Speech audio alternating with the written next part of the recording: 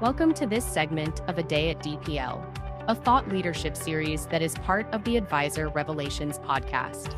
You will hear from DPL's founder and CEO, David Lau, and a special guest where they will discuss educational topics around industry trends and best practices, providing advisor insights to grow your business and better serve clients. Good morning and welcome to the podcast, John Thiel. We've got a very distinguished guest this morning, John, who spent 27 years at Merrill Lynch, where he was ultimately the head of wealth management, and had a number of tremendous accomplishments throughout his career there, and has now had decided to launch an RIA firm. And so, welcome, John. Thank you. Thanks for having me. Terrific. So you've launched, Indivisible Partners, after, spending a long time in the brokerage industry. Talk a little bit about, your time at Merrill Lynch first. What are, some of, the proudest things you built? You were a very well-known guy in the financial services industry, and, really drove Merrill to some new heights during your tenure there. But, for you personally, what was, some of the most rewarding, accomplishments you had during that time? Well, like many leaders in the history, I was a financial advisor first. So I came to Merrill Lynch in 1999 after having spent 3 years in the insurance business, mostly writing, corporate health insurance and then carving out the executives to talk to them about some of the other risk management with life insurance, disability, and the like. And I just came to Merrill Lynch and really felt at home with the breadth of what we could offer clients. And at the time, our leader was trying to stress financial planning and wasn't getting a lot of sort of interest from the advisors. This, again, was a long time ago.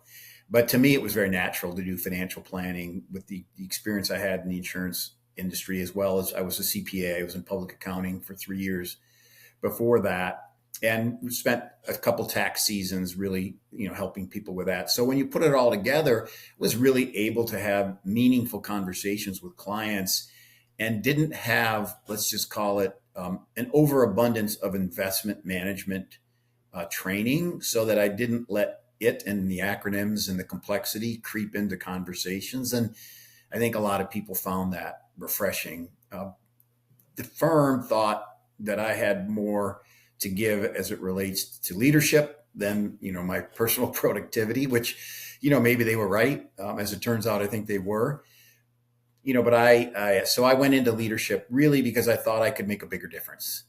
And I did that in 1995 and, spent several great years. And all of those experiences were wonderful experiences. I lived in Chicago, San Francisco, and New York.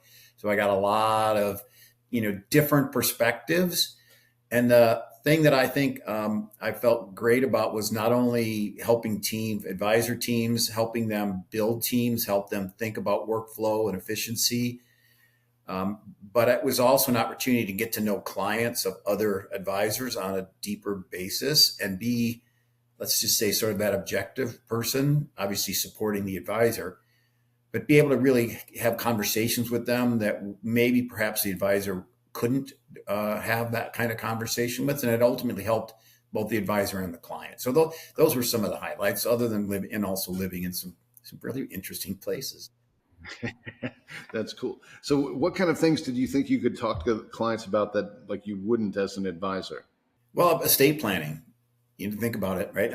I was a CPA. I kept my license until 1995. And in the insurance business, I learned an enormous amount about different planning techniques. And so to be able to have those conversations comfortably, because we weren't, think back then, really training advisors in wirehouses for sure about, insurance solutions, other than perhaps fixed annuities. And so it was a real opportunity to take a little pressure off the advisor and think more holistically about what the purpose of their wealth was. Yeah, it's been interesting. I mean, you and I have both been around financial services long enough to kind of see this evolution of the advice model. In very high level, generic ways. I mean, the financial advisor almost, grew up as a broker, right? Basically a salesperson, individual stocks, mutual funds, who's the hot manager, can I get you into Peter Lynch's Magellan fund? What can we do to, basically sell you product?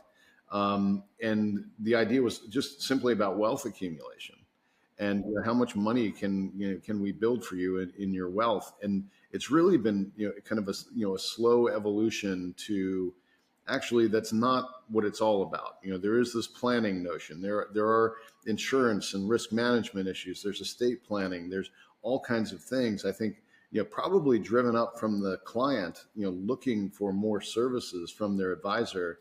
And kind of what was your experience kind of firsthand in Merrill as that world evolved?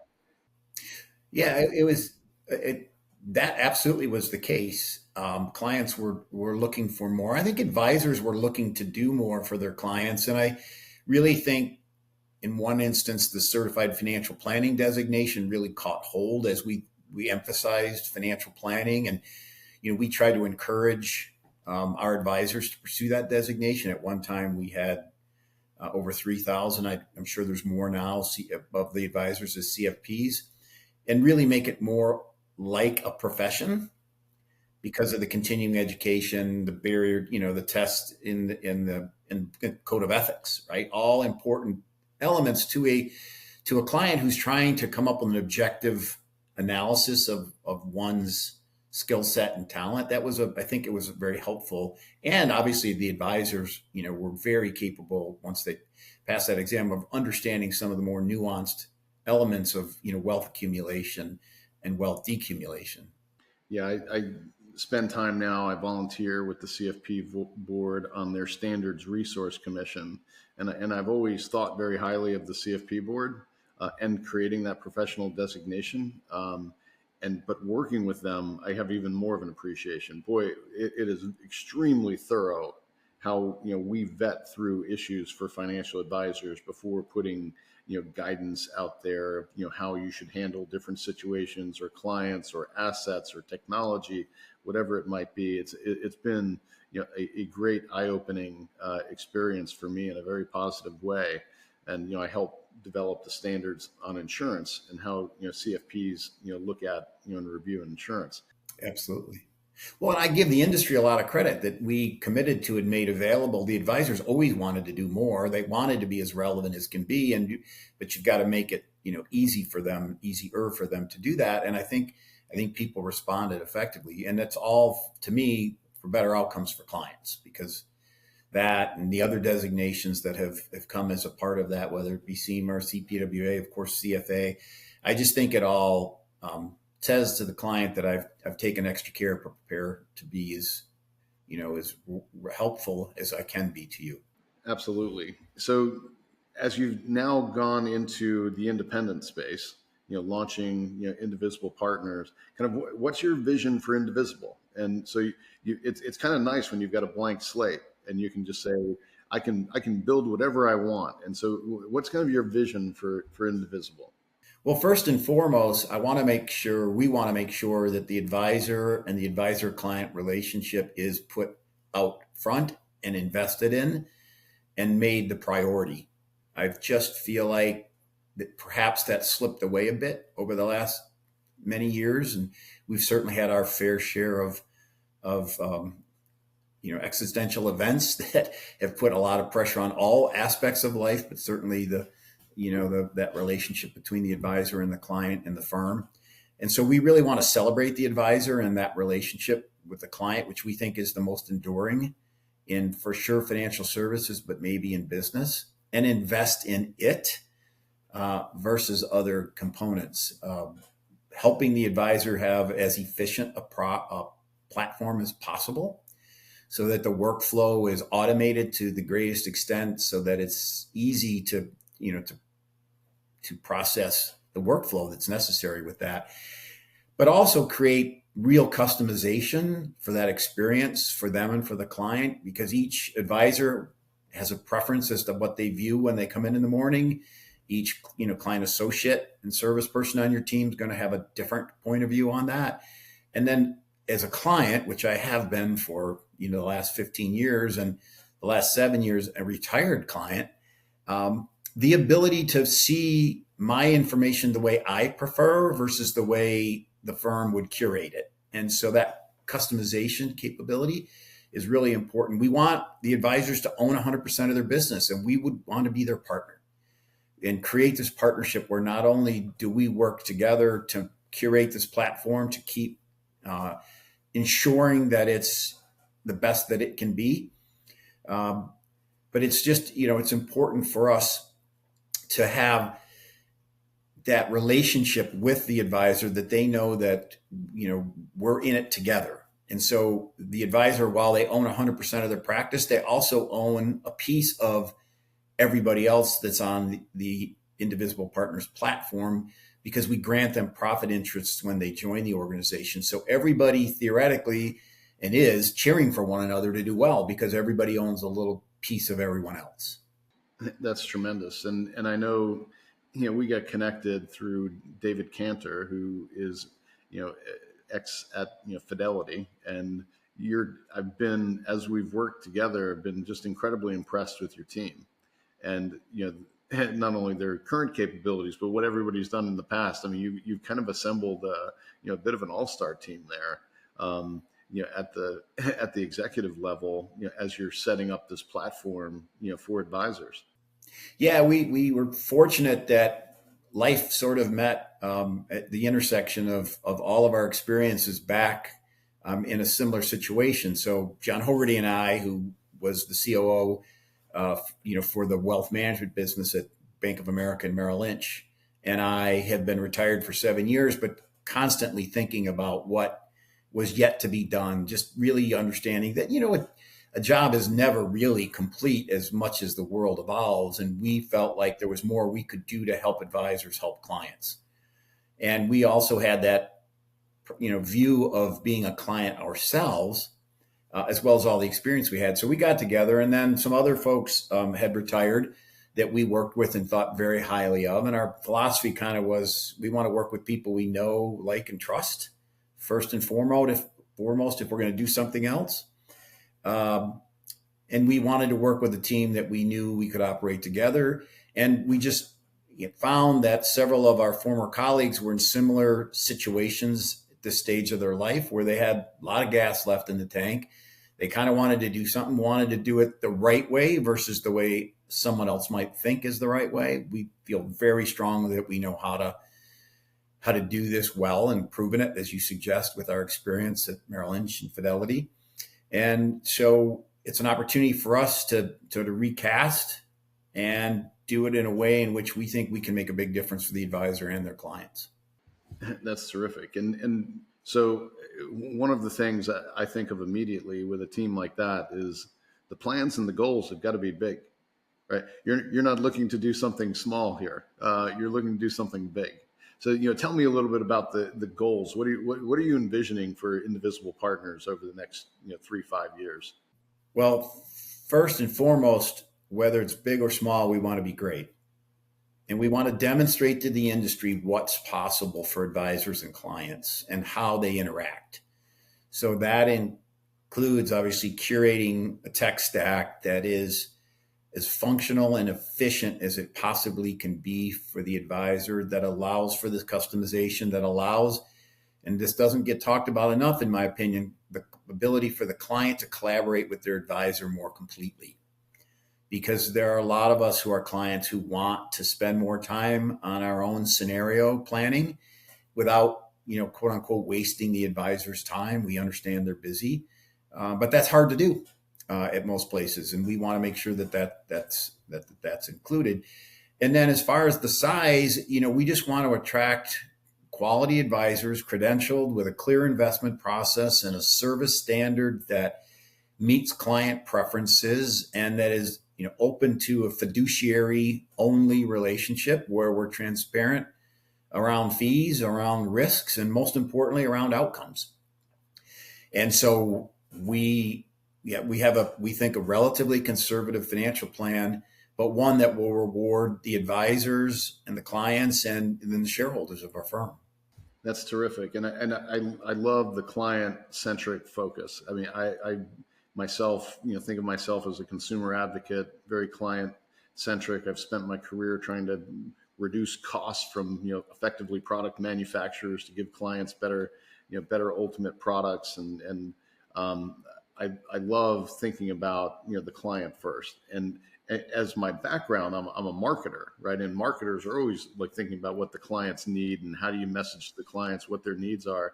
And in financial services, I've found it like not to the same extent. It's not everybody is focused that way. A lot of it, a lot of advisors, firms are like, here's what I do, and here's why it should work for you, and here's why it's okay, and let me explain to you why what I do is good and why it's smart and why it works, rather than talking to the client. There's maybe they do a risk management, questionnaire when they take them on, and then they say, okay, you fit into this lane or that lane or the other lane. And, so tell me a bit about, client-centric and, all that it means to you and Indivisible.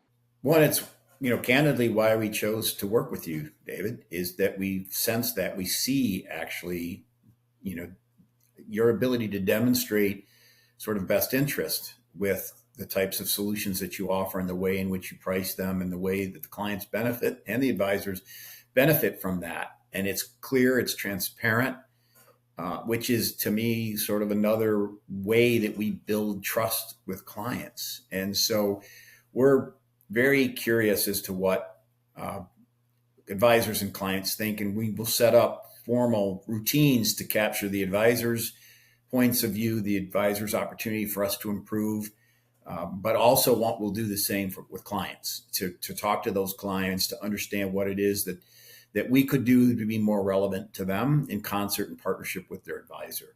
So we'll set up formal mechanisms to catch and gather that feedback. To me, it's one of the most fun things to do is to really build relationships and learn, because there's really many clients that we serve are not surveyable, if you will. You're a marketer, you know that. They're not going to show up for a Diet Coke and $500. So we've got to do something more unique and differentiating to get their feedback. And what I found over really, 15 years, that they really welcome it, especially when you make changes based on their recommendations, which, I had done and will absolutely be willing to do, as we continue to build this platform. Yeah, that's great. The recognition that you heard them, by making that, making whatever change you guys had talked about.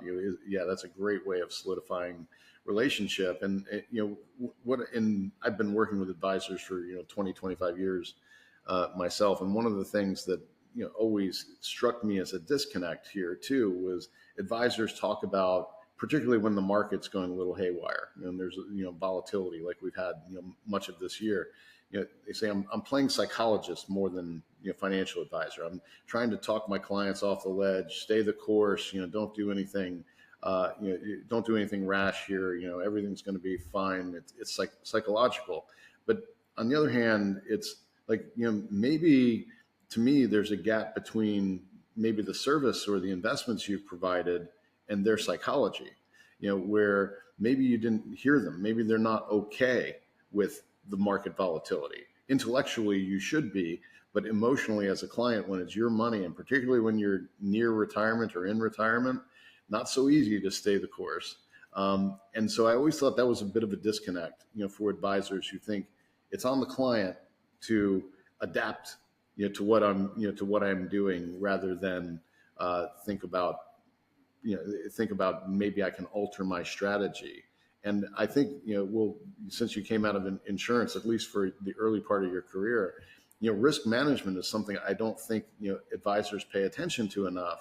But you hear all of these things, right? And for me, it's always perplexing. Like, well, why don't you pay more attention to risk management? Because you hear about the psychology and having to deal with clients who are iffy and worried during volatility, and then you hear about how most clients hate losing money more than they like making money, and yet most advisors are focused on accumulation and building wealth and not risk management. Right. Well, you're describing well behavioral finance, right? And how we think it's really important to have those conversations, and it requires a mindset shift for many advisors to have that let's call it a pretty vulnerable conversation with clients, and really help them get comfortable enough to share what those concerns are. It's why one of the questions that we love to make sure that clients get a chance to answer is, what's the purpose of your wealth? And really understand, what is it you're trying to accomplish with it, not necessarily assume they just want to grow it at all costs. And it has a job to do, and risk is the threat, right? That you can't complete the work. Yeah, and I always felt it was really important. And clients, I think, generally can understand what the concept of risk is, and do you pass that risk to someone else, or do you own that risk? And I think they're capable of understanding the difference between those two. And someone who has been retired for 7 years, or was, it was wonderful. We know we retire on our balance sheet, but turning that into cash flow, not quite as easy as it seems. And it becomes that what you worry about versus, how big the pile is, because ultimately you live on cash flow. And so those are risks that need to be addressed. And you need to have that conversation out in the open about what it is that I need to support my lifestyle, and how do I do that, and the most efficient, being from a risk management perspective, way possible. Yeah, and it's been, I think there's been an evolution that I've seen, which I don't think is a good one, in from, I don't know, '07, when interest rates really started to decline, and at the same time you're getting life expectancy going longer. What's happened in, like, when I came up early in financial services, you used to know this glide path, right? You're invested 70-30, maybe 60-40 early while you're accumulating, and then you're moving to 30-70 bonds to, stocks to bonds, as you get into retirement, to de-risk. And that doesn't happen as much anymore. It really, 60-40 is now considered a conservative portfolio, not the inverse. And it's because interest rates went down and you weren't yielding anything from fixed income. And also then you have this life expectancy, so you can't, you need to, fund more cash flow in some fashion. And so I think those are both bad things for the typical retiree who's worried about, risk and income in retirement. And that's why, I always read with amusement, people who talk about funding retirement and income, and they never mention an annuity. And an annuity is a tremendous way of helping fund retirement and de-risking and handling some things like that. But I've seen that as as a problem ultimately for retirees, as they're taking on more risk than they're comfortable with. Yeah, no, I think it's really important that they understand that source of income and how reliable that source of income is, and incorporate into that things like Social Security and their future earnings potential. And tools are available now to help quantify that for clients and demonstrate why, in this case, using an annuity might be the best outcome for that portion of the portfolio, because sometimes you just need to run the numbers to show people and give them comfort that can work. And then obviously your counterparty, which is important, will guarantee it, and the states will ensure that happens. Yeah. And so insurance products do play a role, and I think that's part of what we're trying to drive at DPL, because I saw this issue where you have fiduciary advisors in the RIA space, where, and their fiduciaries obviously in other channels, but who couldn't use insurance products, including annuities and life, in their business model, in their compensation model, and it had been happening all across asset management already. People moving away from transactional commissioned revenue, to fee-based revenue, getting paid for advice, not sales, and it wasn't available, on a widespread basis, in insurance, and we're trying to knock down that barrier so that advisors wouldn't have that financial conflict of recommending risk management products and it affecting their income, which you've got to be a real fiduciary to do. So we help, try to knock down those barriers and, continue to educate and drive adoption, of the products, which is a very interesting proposition. You see advisors who are like, hey, finally, this is fantastic, and others who are still very much investments only. It's what we do, and so it's great to work with advisors who who see the full picture. Well, personally, my parents lived till 92 and almost 91. Um, and I saw that the pressure that created for them. Fortunately, I did well enough to step in and to help when necessary. It actually motivated me. The idea of living long motivated me to, in my case, really think about long-term care, the cost of that long-term care, which I was seeing as we looked for a place for my father who had dementia, and thought, well, why would I take that particular risk if I could offload that risk and for a modest amount of money create, in my case, 6 years of really meaningful income from that insurance solution to pay for that? That's one that doesn't make sense for me to self-fund because of the unknown. And then to see what the alternative is from a care perspective, if you can't afford it, it's really pretty sad. The difference in level of care, the cleanliness of the facility, and all those. So all those life issues come into play when you're making a decision like that. No doubt. And one of the positive things in many ways I've seen happening in the RIA space is really the advent of bigger firms. And it's not that there's anything wrong with small firms. Smaller boutique firms will always have a place, and their clients will always want that. But in many ways, what I've seen is 20 years ago, $1 billion firm was a big firm in the RIA channel. Now today, I don't know what you'd consider a big firm. 25 billion maybe, might be considered a big firm. But what's happened is the expansion of services for clients. So when you have a small firm that has 5 employees, it's hard to have all the diverse expertise you need to serve all the different client needs. And it's not that they can't deliver the services, though they can outsource and find partners. And we partner with many of those firms in great ways. But I think having, building a firm and having a broader set of expertise has really been, a big trend, we've seen in the RIA channel.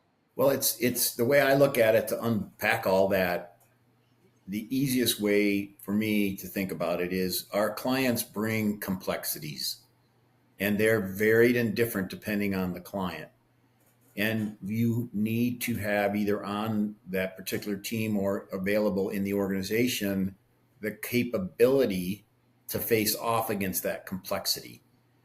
And that's really critical, I think, in delivering, the best chance to deliver on the outcomes that client wants. And it's necessary. So whether that be tax, estate planning, or more blending, more sophisticated, investment solutions, whatever that might be, the clients have the complexities. We owe it to them to make sure that we have the capabilities to help them address those complexities. Absolutely. And so what do you see happening in the RIA channel? We're in the RIA channel, a lot of people say, the world's cyclical, right? The same thing happens, maybe just a little bit of a different iteration. I think if you look at, the wirehouse channel, you'll probably know better than me, but the name of Merrill Lynch isn't Merrill Lynch. It's Merrill Lynch and like 6 other last names, right? It wound up, being something that was, a result of a lot of consolidation and acquisition. Do you see the same thing, happening in the RIA space? I mean, obviously it's starting to go on, but do you see it getting to that type of scale? I do. It's funny. In 2005, we had Moss Adams come speak to us about considering a alternate channel, which others had done, obviously being potential, sort of quasi-independent. And I just recall turning to a colleague of mine and saying, what's going to happen is they're going to go out and do this, and they're going to get big, and they're going to end up looking just like what it is that they ran from. And so it's come true, right? And there's an enormous amount of capital ensuring that it's almost inevitable. because of the aggregators and, and private equity's interest in our business. And that actually, when I talked to a lot of RIAs as we were putting this idea together, realizing how distracting it actually is, how many calls they get per week for them to sell or to monetize or to merge into other people. And it's happening, and it's going to happen. And we operate it at scale. We know what it takes to operate at scale.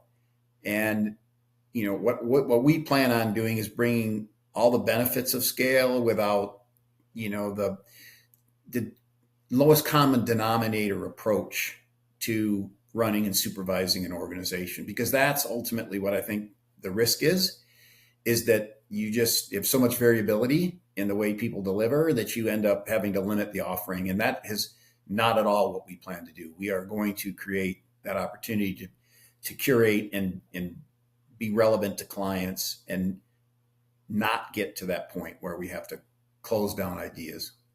Yeah, and I think that like the experience that your team and you bring is really valuable, because we get a pretty unique seat in working with many different firms, and lots of the acquirers and aggregators, and many of them are outstanding, but they might be acquiring 20, 25 businesses a year, which is a different job than managing an RIA.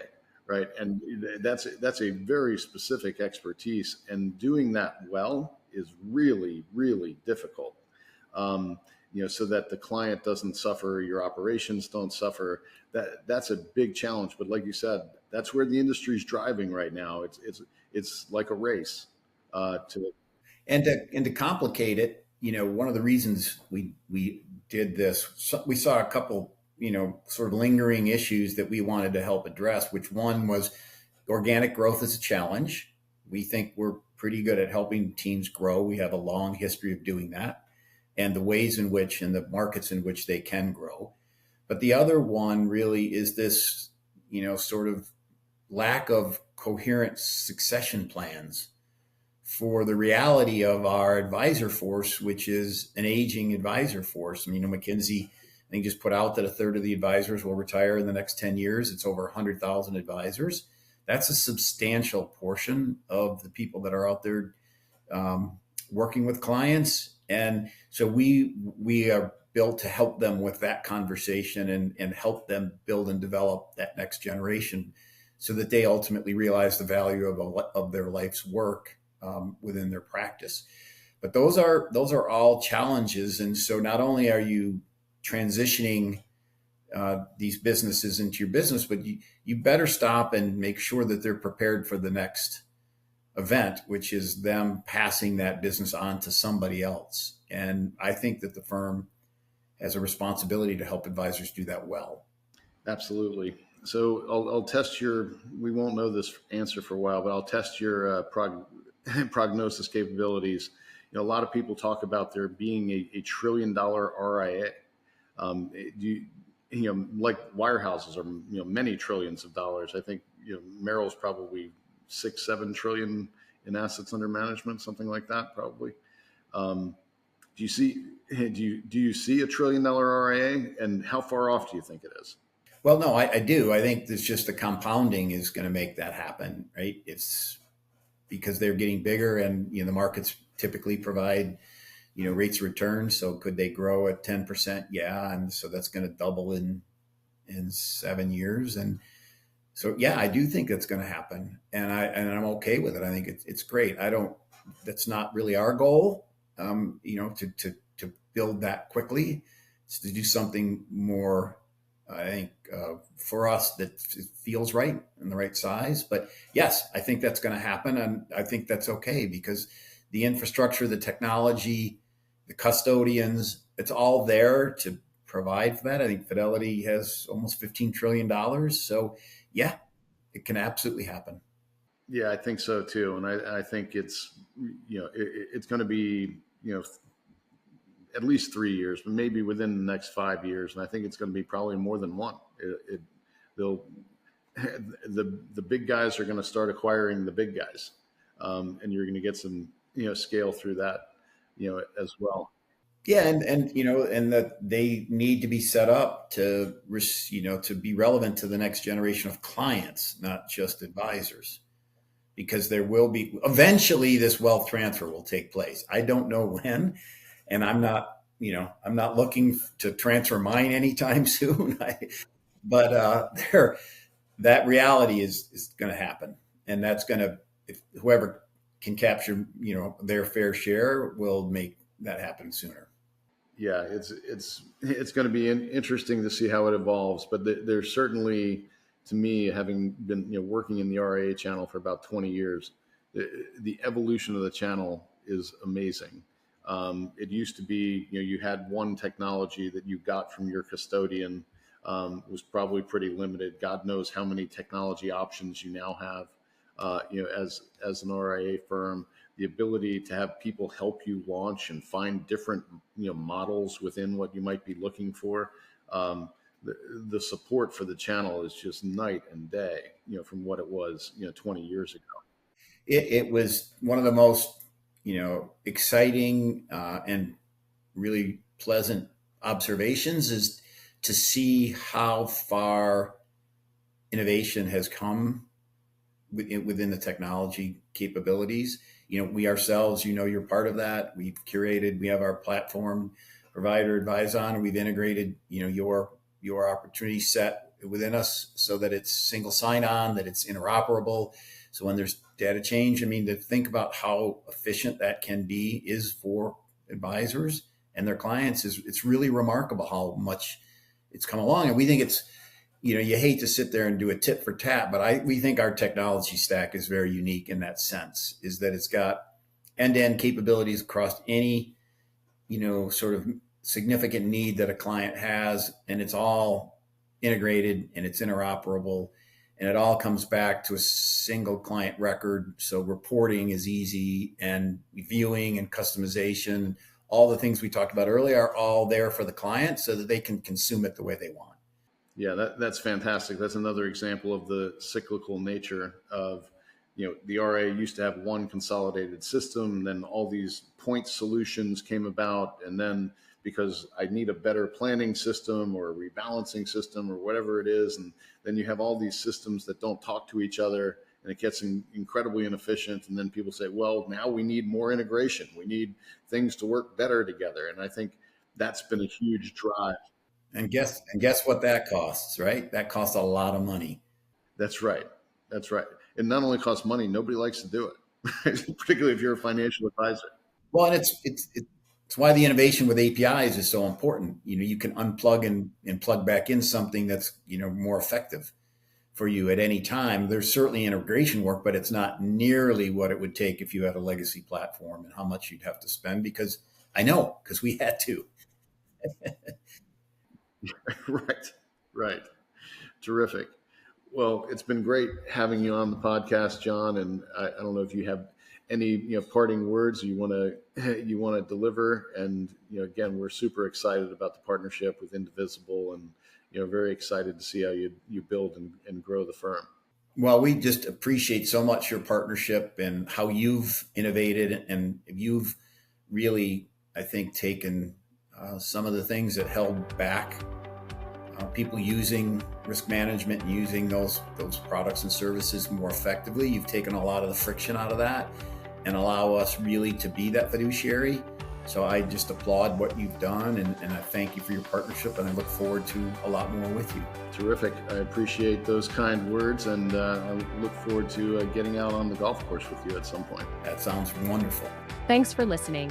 To hear more advisor revelations, go to dplfp.com and subscribe on your favorite podcast streaming app.